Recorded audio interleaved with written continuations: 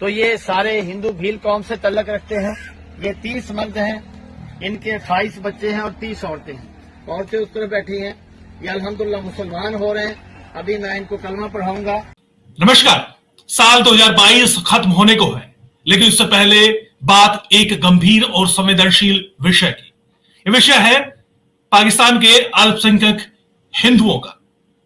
हम सब जानते हैं कि पाकिस्तान में अल्पसंख्यक हिंदू किस कदर बदतर हालत में जीने का मजबूर है, और पिछले एक महीने में जो कुछ पाकिस्तान में हिंदुओं पर गुजरा है वो अनप्रेसिडेंटेड है। पाकिस्तान दिवालिया होने के कगार पर है, लेकिन इस बदतर बुरी हालत में भी पाकिस्तान में हिंदुओं पर अत्याचार कम नहीं हो रहे। हाल ही में एक खबर आपने भी सुनी होगी। पाकिस्तान के सिंध प्रांत के सिंझोड़ो इलाके में 42 साल की एक हिंदू विधवा 4 बच्चों की मां दया भील के साथ जो होता है, उसको अगवा करके ना सिर्फ रेप किया जाता है, बल्कि उसको शरीर को क्षत विक्षत कर फेंक दिया जाता है, सर कलम कर दिया जाता है। ये पाकिस्तान के हिंदुओं की हालत को बयां करने के लिए काफी है। दयाबेन अकेली नहीं थी। इससे पहले सिंध प्रांत में ही कम से कम 15 से 20 ऐसे केसेस दिसंबर महीने में हुए हैं, जिसमें नाबालिग हिंदू लड़कियों को शिकार बनाया गया है। तरीका वही है, नाबालिग हिंदू लड़की को अगवा किया जाए, उनको जबरन इस्लाम कबूल कराया जाए और फिर किसी न किसी अधेड़ या फिर वृद्ध मुस्लिम से उसकी शादी करा दी जाए। पिछले दिसंबर महीने में अकेले सिंध प्रांत में कम से कम 15 ऐसे केसेस सामने आए हैं, जिनमें चंद केसेस मैं आपके सामने लाना चाहूंगा। पहला मामला मूमल बाई का है, जिसको कराची से किडनैप किया गया। मात्र 13 साल की उम्र, घर में भाभी थी, घर के तमाम मर्द बाहर काम करने गए हुए थे। अचानक लोग पहुंचते हैं, भाभी और बाकी सदस्यों के साथ, बच्चों के साथ मारपीट करते हैं और 13 साल की मूमल बाई को अगवा करके ले जाते हैं। एफआईआर दर्ज होती है, सर्टिफिकेट भी दिया जाता है कि वो नाबालिग है, लेकिन उसको जबरन इस्लाम कबूल करके उसकी शादी कर दी जाती है। घर वाले परेशान हैं। सुनिए। हम सब घर पे बैठे हुए थे, मैं मेरे बच्चे, अचानक आए आदमी और हमारे ऊपर हमला करके वो अगवा करके ले गए, और मैं कुछ नहीं कर सकी क्योंकि घर पे कोई नहीं था, सब काम पे गए थे। मैं अकेली थी घर पे और मेरे बच्चे थे, मैं कुछ नहीं कर सकी। हाँ, वो पड़ोस के हैं, हमारे साथ ही उनका घर है, मैं जानती भी हूँ उनको। एक को मैंने देखा भी था और बाकी के चेहरों पे निकाब लगा हुआ था, मैंने नहीं देखा। हमारी बच्ची छोटी है, वो हमें वापस मिल जाए, हम ये चाहते हैं, हमारे साथ इंसाफ किया जाए। हम ये नहीं चाहते वो उन लोगों के पास रहे। आज हमारी बेटी हुई है, कल किसी और की होगी, हम चुप बैठेंगे तो। एक और मामला कराची से ही 13 साल की सोनू को अगवा किया जाता है शेरशाह इलाके, कराची के शेरशाह इलाके से। उसका भी एफआईआर दर्ज करने के लिए परिवार वाले लगातार परेशान होते रहते हैं। नाबालिग लड़की बताया जाता है कि नाबालिग लड़की है, उसको धर्म परिवर्तन कराकर उसकी शादी कराई जाती है, लेकिन इसके बावजूद भी धर्म परिवर्तन कराया जाता है और फिर शादी कराई जाती है। उसके घर वाले भी न्याय के लिए गुहार लगाते थक चुके हैं। हम ये मुतालबा करते हैं कि हमारी बच्ची हमें वापस दी जाए, और ये हमें कोर्ट भी इजाज़त देता है और ये हमें मज़हब भी इजाज़त देता है कि हमारी 13 साल बच्ची मज़हब कबूल नहीं कर सकती। हालांकि 18 साल के बाद की बच्ची का भी जबरन मज़हब तब्दील नहीं किया जा सकता, तो हमारी 13 साल बच्ची को जबरन इस्लाम कबूल कैसे करवाया जा सकता है, हमें इस पे एतराज़ है। इसके अलावा 15 साल की माया कोली, उसको पाकिस्तान के सिंध प्रांत के हैदराबाद के घांगरा मोरी इलाके से 3 मुस्लिम गुंडे आते हैं, वो उसको उठाकर ले जाते हैं। उसकी भी उसी तरह 50 साल के एक शख्स के साथ शादी करा दी जाती है।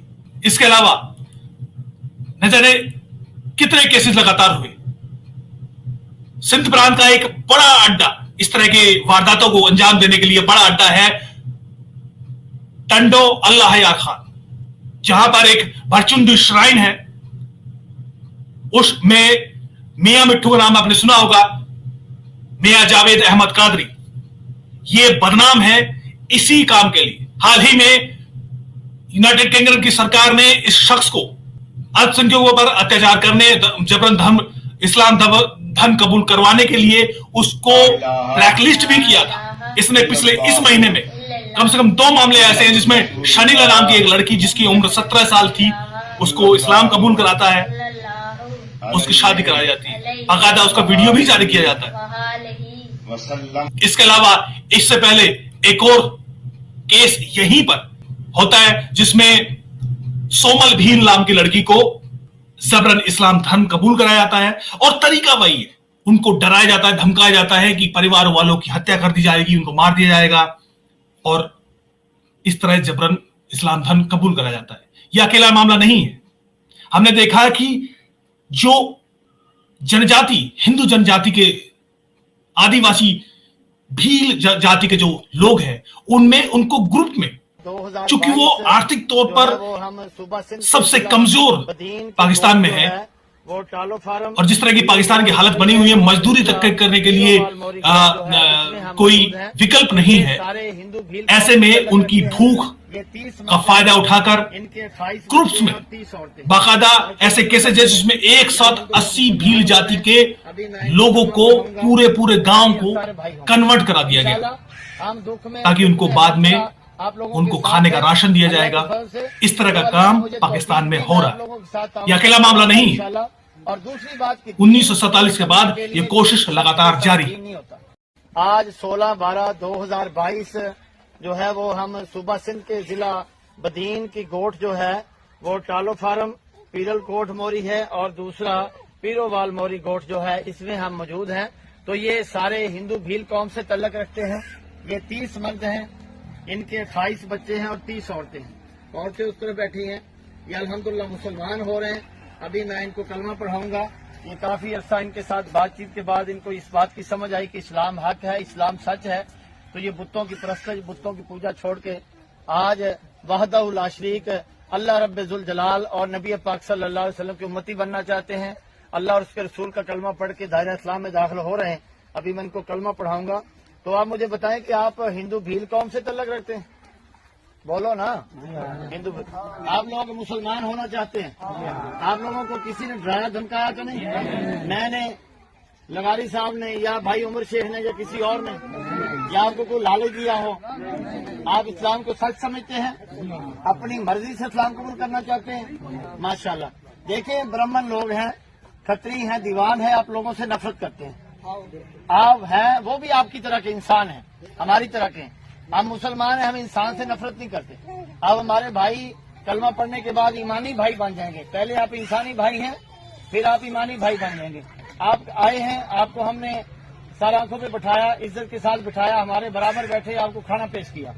और मेरे भाइयों देखो, जब आप बुतों की पूजा छोड़ देंगे, बुत परस्ती छोड़ के अल्लाह वहदहु ला शरीक को मान लेंगे, नबी पाक सल्लल्लाहु अलैहि वसल्लम का कलमा पढ़ के दायरा इस्लाम में दाखिल हो जाएंगे, तो इंशाल्लाह आप इन्नमल मोमिनूना इख्वा की सफ में आ जाएंगे और हमारे ईमानी और दीनी और इंसानी हर नाते से हमारे भाई होंगे। इंशाल्लाह हम दुख में सुख में हर तरह आप लोगों के साथ है। अल्लाह के फजल से जो अल्लाह ने मुझे तौफीक दी, मैं आप लोगों के साथ तावन करता रहूंगा इंशाल्लाह। और या तो धर्म परिवर्तन कराया जाएगा और वो नहीं किया जाता कि मुझे घर में होता है तो उसको मुझे फला मुझे उस पर अत्याचार किया जाएगा। ऐसे बहुत सारे केसेस हैं जिसमें बच्चे को हाल ही में इसी दिसंबर महीने में हमने देखा कि केस आया है जिसमें 14 साल के बच्चे को सिर्फ इसलिए ब्लास्फेमी का केस करके उसको जेल में डाल दिया गया क्योंकि उसने अपने सोशल मीडिया पोस्ट में लव मौला लिख दिया था। मौला शब्द का इस्तेमाल, जबकि उसको हिंदू होने के नाते भगवान शब्द का इस्तेमाल करना चाहिए था। मौला शब्द का इस्तेमाल करने पर ही उस पर ब्लास्फेमी का केस लगाकर उसको जेल में डाल दिया गया। इस तरह के मामले पाकिस्तान में सामने आ रहे हैं। हम जानते हैं कि पाकिस्तान में इस वक्त कम से कम 44 लाख हिंदू अभी भी मौजूद हैं, जिनमें से करीब 41 से 42 लाख अकेले सिंध प्रांत में, जो कि शहरों में नहीं बल्कि गांवों में, सुदूर क्षेत्र में रहते हैं। खासतौर पर कराची में एक बड़ी आबादी है, लेकिन इन पर बड़े सिस्टमैटिक तरीके से इनको टारगेट किया जा रहा है। टारगेट सबसे पहले नाबालिग लड़कियां हैं, उनको बहलाया जाता है, फुसलाया जाता है, डराया जाता है, धमकाया जाता है और उनको नाबालिग उम्र में जबकि पाकिस्तान का कानून यह कहता है कि किसी भी नाबालिग की ना तो शादी कराई की जा सकती, लेकिन पाकिस्तान की कोर्ट अपने ही कानून को मानती नहीं है और उस तरह की जबरन शादी को जायज करार दे देती। इस तरह का लगातार मामले सामने आ रहे हैं। भारत सरकार की तरफ से कई बार बयान जारी होते हैं, लेकिन इसमें कुछ होता नहीं। अगले आने वाले साल में अगर हम सब कोशिश करें, कम से कम सोशल मीडिया पर इन मुद्दों को उठाकर हम एक बज जरूर क्रिएट कर सकते हैं, एक प्रेशर क्रिएट कर सकते हैं अंतरराष्ट्रीय कम्युनिटी में, शायद इससे कुछ फर्क पड़ सके। क्योंकि पाकिस्तान अब ऐसी स्थिति में पहुंच चुका है जहां पर अंतरराष्ट्रीय प्रेशर काफी ज्यादा काम कर सकता है, क्योंकि उसको चौतरफा तरीके से डॉलर की सख्त जरूरत है। वो कहीं भी अपनी इमेज को नुकसान नहीं कराना चाहेगा। तो साल 2023 में आपसे गुजारिश है कि इस मसले पर अपनी आवाज जरूर उठाएं जब भी आपको मौका मिले। नमस्कार।